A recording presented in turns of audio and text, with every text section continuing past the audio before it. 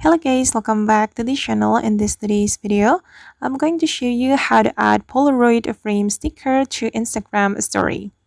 Okay, let's get into it. Here I have opened my Instagram application, and first thing first, let's just create a story on Instagram. I'm just going to upload a photo from my gallery. I'm gonna go with this photo. Okay, and then if we want to add the Polaroid frame sticker, we can click on the sticker button and then you can choose frames. Okay, and select a photo to be added to the frame. I'm just going to pick random photo, maybe this one, and we can add a caption. I'm just going to add guess what. Okay, once you're done adding the caption, you can click on done, and I'm going to zoom out.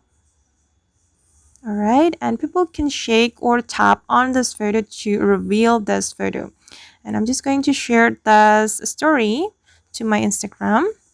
And we have to wait until the story has been uploaded to our Instagram.